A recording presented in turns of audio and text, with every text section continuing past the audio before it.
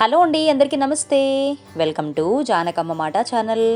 ఈరోజు మన ఛానల్లో వేసవి కాలంలో మాత్రమే దొరికే మామిడికాయలతో సంవత్సరం అంతా నిలముండే ఆవకాయ పచ్చడి తయారు చేసి చూపించబోతున్నానండి.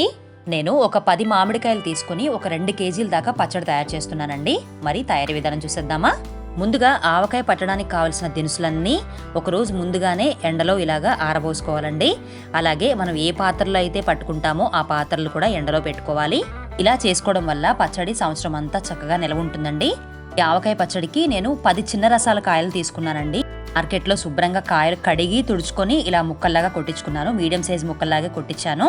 ముక్కల్లో టెంకలేనివి అలాగే మెత్తగా ఉన్న ముక్కలన్నీ తీసేసి పక్కన పెట్టేసేయాలండి. ఇప్పుడు ముక్కల పైనుండే జీడి అలాగే తెల్లని పొర కూడా అన్ని ముక్కలకి తీసేసుకొని ఒక క్లాత్తో శుభ్రంగా ముక్కలన్నీ తుడుచుకొని ఒక పొడి బట్ట పైన గంట పాటు శుభ్రంగా ఆరనివ్వాలి. తడి అనేది ఏమాత్రం తగలకుండా పొడి ప్రదేశంలో చక్కగా ఆరనివ్వాలి.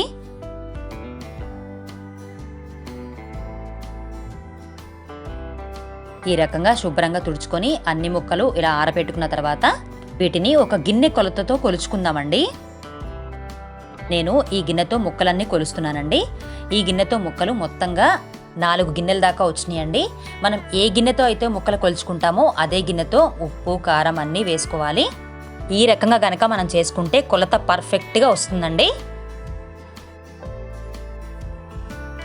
ఇప్పుడు నూనె చూద్దామండి. ఈ మామిడికాయ ముక్కలకి మొత్తంగా ఒక కేజీ దాకా నేను పల్లి నూనెను వాడుతున్నానండి. వేరుశనగ నూనె అంటారు కదా, ఆ నూనెను తీసుకుంటున్నాను. మేము ఆవకాయ పచ్చడి పల్లి నూనెతోనే పెట్టుకుంటామండి. కమ్మగా మంచి సువాసనతో చాలా బాగుంటుంది. ఇప్పుడు ముక్కలన్నిటికీ నూనె పట్టించుకుందామండి. ఇప్పుడు కొంచెం నూనెను ముక్కల్లో వేసుకొని ముక్కలన్నీ నూనె చక్కగా పట్టుకునే విధంగా కలుపుకోవాలి. ఇలా మొత్తం కలిపిన తర్వాత ఈ ముక్కలను పక్కన పెట్టేసుకుందాము. ఇప్పుడు ఇలాగా ఒక వెడల్పాటి గిన్నెని తీసుకుని మనం ఏ గిన్నెతో అయితే మామిడికాయ ముక్కలు కొలుచుకున్నామో అదే గిన్నె నిండుగా కారం తీసుకున్నాను. అలాగే ఒక 2-3 టేబుల్ స్పూన్లు ఎక్స్ట్రా కారం కూడా యాడ్ చేసి తీసుకున్నానండి. మొత్తంగా 1.25 గిన్నె కారం పడుతుంది. అలాగే ఆవపిండి అరగిన్నె మీద 1 టేబుల్ స్పూన్ ఎక్స్ట్రా వేస్తున్నానండి. ఆవపిండి చక్కగా ఇంట్లోనే ఫ్రెష్గా మిక్సీ పట్టి అప్పటికప్పుడు వేసుకుంటే కమ్మగా ఉంటుంది. తర్వాత ఉప్పు 3/4 కప్పు మీద 1 టేబుల్ స్పూన్ ఎక్స్ట్రా వేస్తున్నానండి. దొడ్డుప్పుని ఎండలో ఆరబెట్టి ఇలాగ మెత్తగా గ్రైండ్ చేసుకుని వాడుతున్నాను. ఇప్పుడు ఒక 2 టేబుల్ స్పూన్ల మెంతుల్ని కూడా మెత్తగా గ్రైండ్ చేసుకుని ఇలా పౌడర్ లాగా చేసుకుని వేసుకుంటున్నాను. ఈ మెంతిపిండి ప్లేస్లో మీరు మెంతుల్ని కూడా డైరెక్ట్గా వాడుకోవచ్చండి. నేనైతే మెంతిపిండి వేస్తున్నాను. అలాగే 1 టేబుల్ స్పూన్ పసుపు, పొట్టు తీసేసిన వెల్లుల్ని 1/4 కప్పు వేస్తున్నాను. వెల్లుల్లిపాయల్ని కొంచెం ఎక్కువ కూడా వేసుకోవచ్చండి. చక్కగా పచ్చళ్ళలో వెల్లుల్లి తగులుతుంటే చాలా టేస్టీగా ఉంటుంది కదా. ఇప్పుడు ఇవన్నీ చక్కగా కలిసేలాగా కలుపుకోవాలి. ఆవకాయ పచ్చడికి మసాలా దినుసులన్నీ చక్కగా రెడీ అయిపోయినాయి. చూసారా? ఇలా కలుపుకున్న తర్వాత ఈ మొత్తాన్ని నూనె పట్టించుకొని పెట్టుకున్న మామిడికాయ ముక్కల్లో వేసుకుని చక్కగా ఈ కారము మసాలాలు నూనెకి ముక్కలకి బాగా కలిసేలాగా కలుపుకోవాలి. చూసారా? ఇలా చక్కగా కలుపుకున్న తర్వాత ఇప్పుడు మిగతా ఆయిల్ని కూడా ఇందులో పోసేసుకొని మొత్తంగా ఓసారి గరిటతో చక్కగా కలుపుకోవాలి. ఈ 10 మామిడికాయల ముక్కలకి ఖచ్చితంగా కేజీ ఆయిల్ చక్కగా సరిపోతుందండి. అలాగే మనం వేసుకున్న మసాలా దినుసులన్నీ కూడా చక్కగా సరిపోతాయి. ఇన్ కేస్ ఉప్పు సరిపోకపోతే గనక 3వ రోజు మనము కలుపుకోవచ్చండి. చూసారా? ఇలా చక్కగా అన్నీ కలిసేలాగా కలుపుకున్నాం కదా, మంచి సువాసన వస్తుందండి.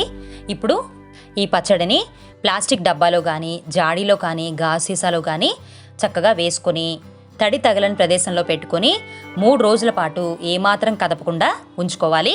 చూసారా? ఈ రకంగా గట్టిగా మూత పెట్టేసుకొని పైన ఒక క్లాత్ వేసుకొని తాడుతో గట్టిగా కట్టేసేయండి. ఇలా చేయడం వల్ల పచ్చడికి ఏమాత్రం తడి తగలకుండా చాలా ఫ్రెష్గా ఉంటుందండి. 3 రోజుల తర్వాత మళ్ళీ పచ్చడిని ఒకసారి తిరగ కలుపుకోవాలి. 3 రోజుల తర్వాత మన ఆవకాయ పచ్చడి చూపిస్తానండి. చూడండి. చూసారా?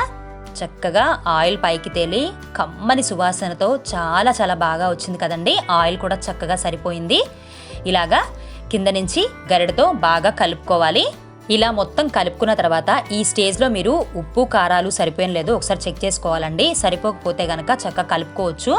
ఇప్పుడు మీకు కావలసినంత పచ్చడిని చక్కగా ప్లాస్టిక్ డబ్బాల్లో కానీ గాజు సీసాల్లో కానీ తీసుకొని మిగతా పచ్చడికి మూత పెట్టేసుకొని చక్కగా ఫ్రిడ్జ్లో స్టోర్ చేసుకోవచ్చు. చూసారా? ఎంతో తేలికగా మన ఆవకాయ పచ్చడి చక్కగా రెడీ అయిపోయింది కదండి. ఒకసారి మీరు ఈ విధమైన కొలతలతో పచ్చడి పెట్టి చూడండి. మొదటిసారి పెట్టేవాళ్ళు కూడా పచ్చడి చక్కగా తేలికగా పెట్టేసుకోవచ్చు. అలాగే వీడియో నచ్చితే లైక్ చేయండి. Thank you for watching.